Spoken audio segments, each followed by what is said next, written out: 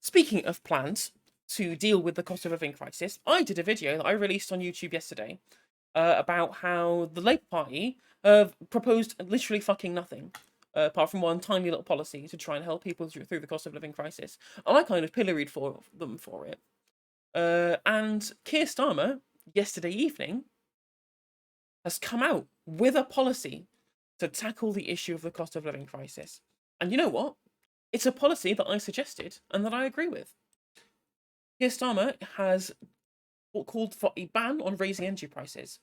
Labour calls for the price cap to remain at £2,000 as charities warn Tory leadership candidates of catastrophic impact on the cost of living. Labour leader is to call for a ban on crippling energy price rises this autumn in a move that could save the average household more than £2,000 a year on gas and electricity bills, the Observer can reveal. The demand to freeze the energy price cap, blocking the regulatory off-jump from raising it, will place intense pressure on the Tory leadership candidates Liz Truss and Rishi Sunak to follow suit when one becomes Prime Minister. So this is literally what I said. Just tell them not to raise the price cap. Because people just can't afford to pay more for their energy than what they currently are, right? If anything, as a short-term solution, this seems fine. It kicks the can down the road somewhat, but it, at the very least, will alleviate some of the pressure on some of the poorest families. I know that even with the regular rise, and even with the current £2,000 level, that's still unaffordable for some families. But we'll take what we can get, really. Starmer's plan to be announced on Monday comes as 70 of the country's biggest charities and organisations across health, mental health, education, care and other sectors today warn Truss and Sunak in a joint letter of dire consequences for our British society unless they take more drastic action to address the energy and wider cost of living crises.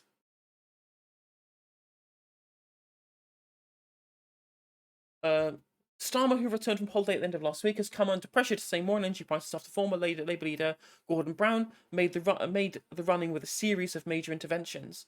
Like Gordon Brown, right? Gordon Brown even said that any energy company that can't deliver prices low enough for people to survive should be temporarily renationalised, right? Now, even a temporary renationalisation, that was too fucking far left, and they sort of shades of Corbyn from Gordon Brown, right? Over an incredibly milquetoast policy where essentially, whilst they're essentially all that is, right, is taking companies who otherwise would make a loss and then pushing that loss onto the government so that then when it's back in profit, they can go back into the private sector, right? Which is basically what we did with the rail network during COVID. Like, will that keep the bills down? Yes. Is it a reasonable level of state intervention that is kind of sorely missing from both Keir Starmer and from the Conservative Party? Yes. Is it still nonsense? Obviously. As I've said, time after time after time, the best solution to this is nationalisation. You look at France; they have capped their rises at 4%. We could have done the same if we had nationalised energy, but I'm not going to roll over those same tracks again. But it's amusing, right, that even with this national disaster and this looming crisis, right, even something as incredibly milquetoast as Gordon Brown, right, who again he was the architect of a bunch of bank nationalisations during the global financial crisis, who saved huge, pretty well saved the UK economy from completely collapsing with various amounts of economic stimulus.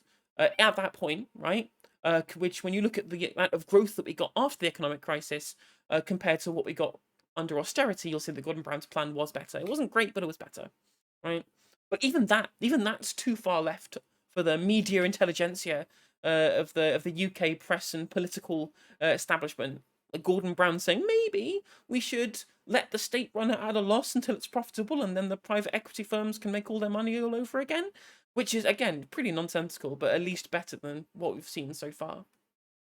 And it's definitely better than what Starmer is saying here, right? Because as Richard Murphy was pointing out on Twitter, what's going to happen if some of these companies can't actually run at a profit by not raising the price cap? They'll just go under, and then we're just going to have to nationalise them anyway.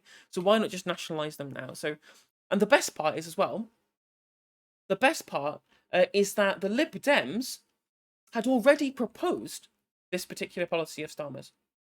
So they had already said, why not raise the price cap? It says somewhere in this article, doesn't it?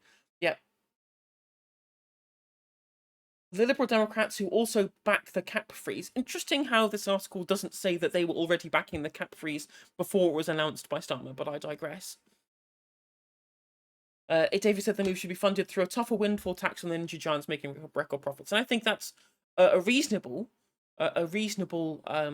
assertion from Ed Davey there. It's interesting that that wasn't included in the initial announcement from Starmer, but then again, I'm sure he'll clear that up on Monday. And maybe I have far too much faith, but I have some faith in there will be a windfall tax in Labour's plans as well, because they were the worst people originally proposing one during the start of the energy crisis. But I'm not holding my breath.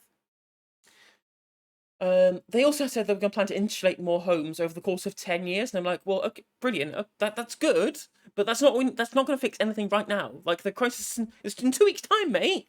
It's 2 weeks until this crisis is going to start taking hold.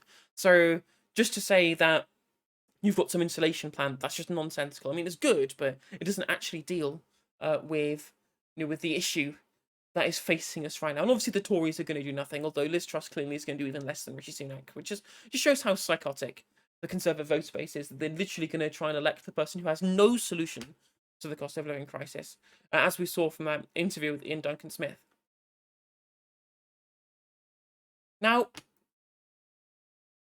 what's really weird is how obviously everyone was berating Starmer for an incredibly long time about why it took him so long to put together any kind of counter proposal to the Conservative Party over how to deal with the cost of living crisis. Right? Apparently, what they were doing, they wanted to let the Tories tie themselves in knots, and there was a strategic delay. It definitely wasn't Keir Starmer on holiday or the Labour Party just being completely. It was a strategic delay. I'm just gonna pretend that makes sense. Clearly, cause with the 30 quote tweets and no likes, everyone else has a similar opinion of me. How this was in any way useful. But either way, like, because but then James O'Brien, what did he say on Twitter at one point? He said that clearly it's good to leave it this late, despite the fact they're just playing around, playing political point scoring with solutions that can be that actually going to affect people's lives in a positive fashion, right? Just playing around with it just for political point scoring. He said that if they announce it too early, the policy will just get nicked anyway. This is a policy that they nicked from the literal fucking Lib Dems. The Lib Dems got to the punch first. But for some reason, that wasn't reported on. I hate having to defend the fucking piss diamonds, right? I hate having to defend the fucking Lib Dems. But they did beat Labour to the punch on this issue. Like, Keir Starmer is spending so much time trying to look fiscally responsible. He's literally being to the right of the Lib Dems, which is crazy. Or at least positioning himself as to the right of Lib Dems and letting them take the lead on theoretical policy proposals to deal with the cost of living crisis, which is quite frankly ridiculous, to be honest. But either way, now what's interesting now is we are now actually seeing plenty of political commentators, or actually I say plenty, I mean a few political commentators coming out of the woodwork and saying that no one's doing enough, which is crazy, thinking that, there might have been a guy, right? There might have been some kind of politician recently who might have proposed some kind of whole-scale change to how we deal with electricity and how we deal with energy in this country. I don't know what Jeremy Corbyn. I don't even know. Some old guy must kind of been very useful, but that was a person who said that maybe we should nationalise our energy sector just to deal explicitly with these kind of crises, and also to be able to have a Green New Deal that would make us more energy self-sufficient and also more clean with our energy production as well. But unfortunately, he got his particular political program wasn't sensible enough for the adults in the room at the time, which I find incredibly amusing. You look at Dan Hodges here, right? Dan Hodges saying, if the major private utilities are unable to provide basic services to their customers at a price that is affordable, they should be brought under public control, not handed subsidies, not bailed out. If the market fails, the state should step in and replace it. So you say Corbyn was right then? A lot of his policies seem to be emerging as being entirely correct. Because they were. No, Corbyn wanted renationalisation on the basis of ideology. I'm arguing it in certain cases on the basis of pragmatism. And it just, as this guy called Dan on Twitter points out, this is it's peak centrist brain. It is absolute peak centrist brain to think that everybody else is being ideological, but only you are being pragmatic, right? No, what you're speaking about here, Dan, is entirely informed by your ideology, right? Your ideology says that this thing is the correct course of action here, and then you're pragmatically applying that in these cases, right? Whereas our ideology, we already knew that something like a natural monopoly was something that, you know, shouldn't be in the hands of the private sector, and we always knew that there was always going to be these externalities. And so we understand it from a pragmatic perspective why this is better. As I said, people whose non-ideology, ideology, pragmatism, and vibes think that other ideologies are just vibes as well, and are not founded on a deeper understanding of how systems work, in this case public utilities. Centrism is by definition anti-intellectual, and these are 100% correct, right? 100% correct. But we all knew this was going to happen. Like, incredibly basic understandings of, the inelasticity of natural monopolies, and say we should bring them under public control, so we have more control over what kind of energy that we produce, so things are done for human need and not for profit, because that's a better way of distributing it. Even if you're a fully capitalist, right? And for some reason, someone's was saying in a thread elsewhere, right? If you're fully capitalist, like social democrats are capitalists, right? You can still understand through basic understanding of how markets function, and as I said, certain things like natural monopolies and market inelasticity. You can still understand why this is going to be a better solution to these issues and why they should be in public control. That's what Jeremy Corbyn's agenda was at the end of the day. It wasn't meaningfully socialist. It was just social democratic, because basic economics will tell you what happens when you put natural monopolies in charge of private companies. We're seeing it with the water companies as well, right? You have Rishi Sunak saying, "Oh, I'm going to deal with the droughts by being tougher on regulation for all the water companies that are pumping shit into our rivers and leaking millions of liters of water every year, right?" Well, you've been trying to regulate them. We have Ofwat, we have a water regulation board, right? Why was that regulation not happening up until now?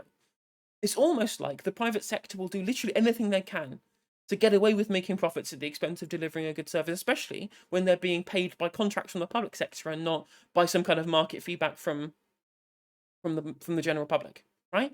Putting these things in private control is just completely nonsensical.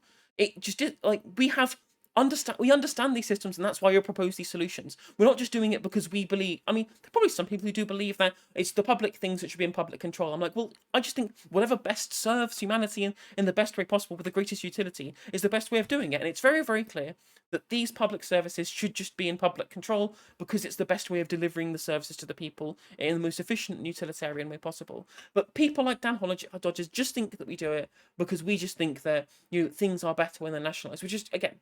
It's a non-ideology. It's an ideology of believing that one has no ideology, which is like Jordan Peterson, right? When it really is pure ideology. And as I said, what solutions that you believe are pragmatic are entirely informed by your own ideology. There is no such thing as non-ideological politics, but I digress. Either way, right? Obviously, I've made the case for nationalisation 100 times. I don't need to go over that again.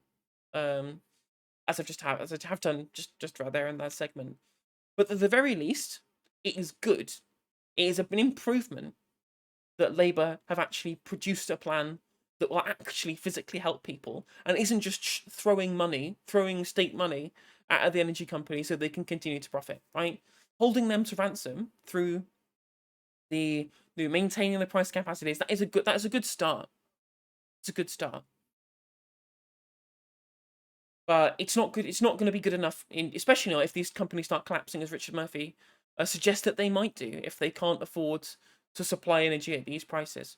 Because obviously there's a distribution scheme with energy producers and retailers and distributors. So I don't know. It just seems that it's all just so difficult to regulate that the only solution that makes sense is bringing it under public control. And us on the left, we've just always been right, just through a basic understanding of how these systems function. But anyway, if you're enjoying this content, please do like, comment, please do subscribe if you do feel the need to. If you click the bell on YouTube, it will notify you when I go live and when I upload new content as well. And you can also follow my socials on there for additional content there. I'll catch you on the next one.